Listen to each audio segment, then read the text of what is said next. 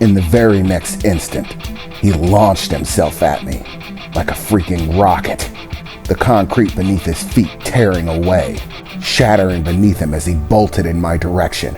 A single arm extended out towards me, and before I could even try to crawl my way out of the wreckage of that vehicle, I felt his hand pressing down on me, forcing me even further into the wreckage as the car tin-canned around me, every piece of metal warping, bending and contorting in order to wrap around my form. And just as fast as I was pressed into it, I was ripped out of it, sending pieces of metal flying about as he tore me out of the wreckage, slamming me into the ground. "You know how long I've been waiting for this, boy," he exclaimed as he began pounding into me, first stomping me into the ground with that foot that felt uncomfortably familiar, before retracting it for just long enough to start wailing on me, one fist after another, cratering me deeper and deeper into the concrete. "I'm one of the heads of the Black Dog Syndicate. I was respected, fucking feared. But ever since the day that you showed up and made me look like a damn laughingstock, that's all I've frickin' been," he said as one fist after another cratered me in, before grabbing me by the leg, whipping me around over his head, slamming me back into the ground face first, repeating the process several times before hanging me in the air for a moment, giving me a solid kick and sending me flying, bouncing across the roadway like a skipping stone, tearing pieces of concrete along with me as I hit an oncoming car, cratering into the engine. "You have any idea how hard it's been waiting for this? You don't have to worry about any of the other members showing up. I don't need them. I'm gonna teach you a lesson all by myself, one that you ain't gonna survive," he exclaimed furiously as he stomped in my direction, tensing his fingers. I couldn't tell what the look on his face was with that mask, but his voice sounded more than angry. He was a ball of muscle and pure rage at this point.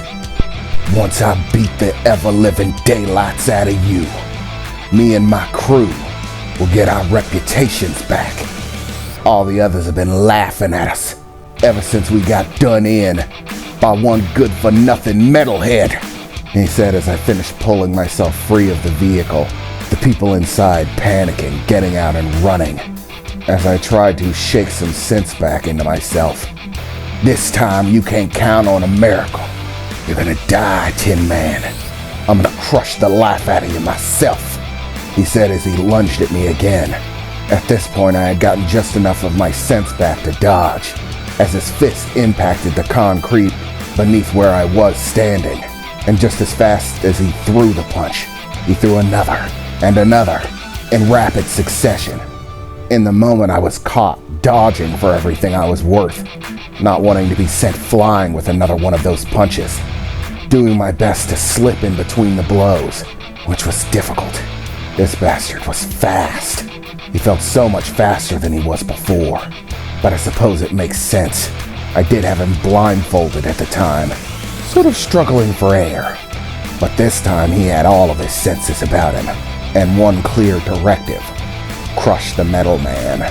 I was doing my best to try to dodge, but in a quick movement after throwing a punch, he wrapped his arm around me in reverse fashion, pulling me in closer as he launched a knee in my direction, throttling it into my midsection.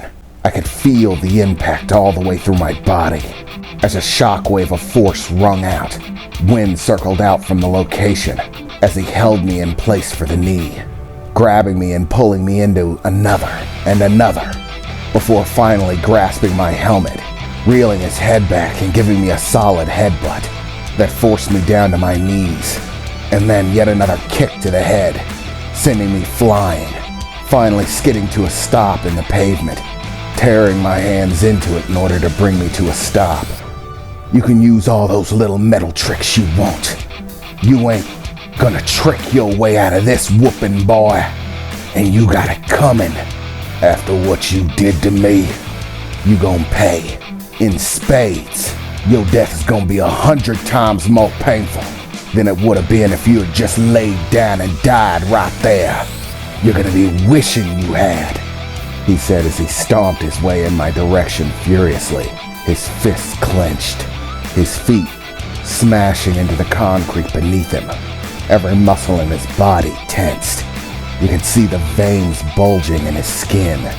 I must say, it was fairly intimidating, or at least it felt that way as I tried to shake off the beating, struggling to pull myself back to my feet. My legs felt wobbly, unstable. Even with the armor on, this guy hit like an anvil. I felt every one, like being shot with a cannon. I was still struggling to catch my breath, to make my eyes stop wobbling. Everything seemed hazy. Oh, today is my day, boy. That little robbery we had those goons stage worked out perfectly.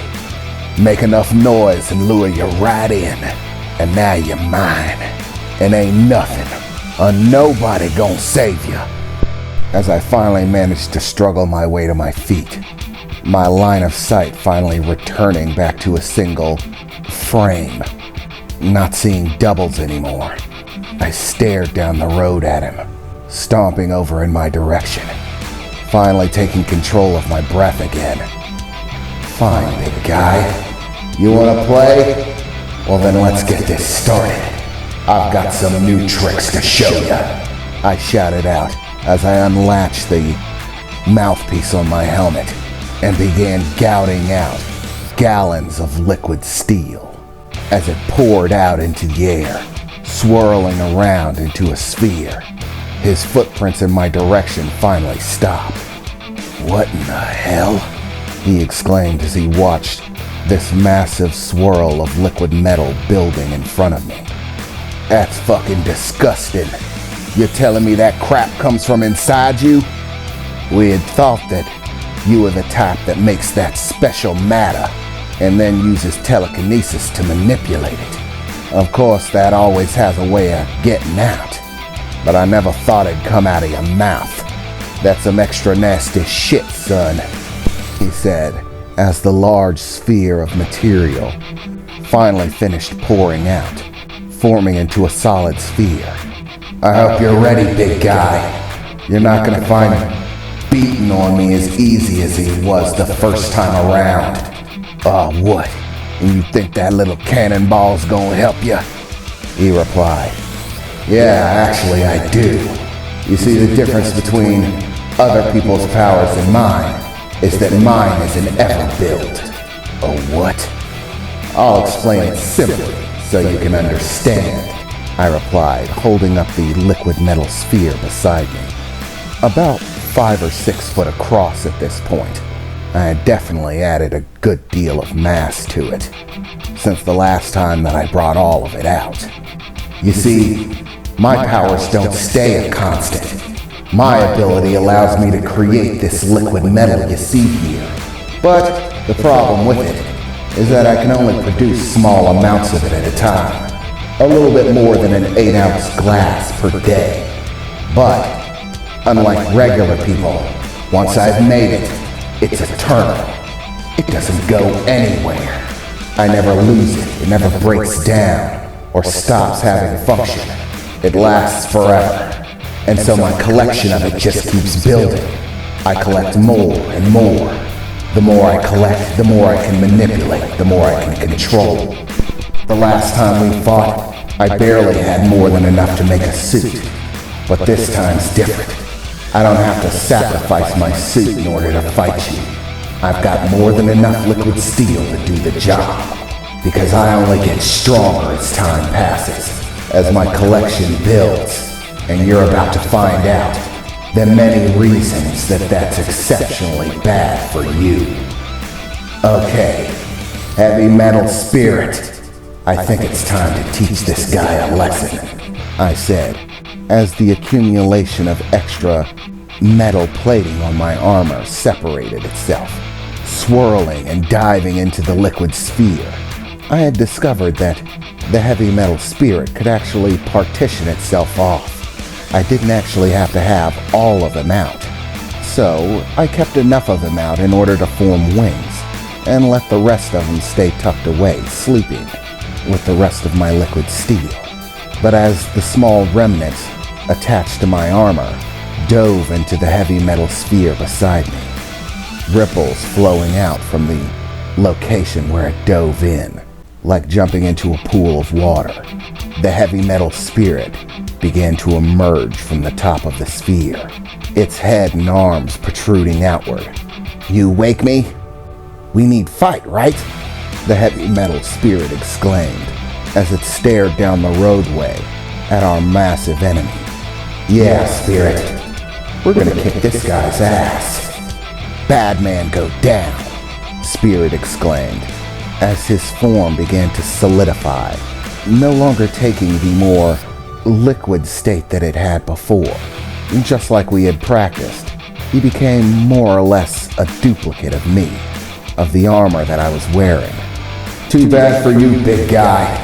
I'm giving you the double barrel, heavy metal combat sphere, and heavy metal summoning, heavy metal spirit."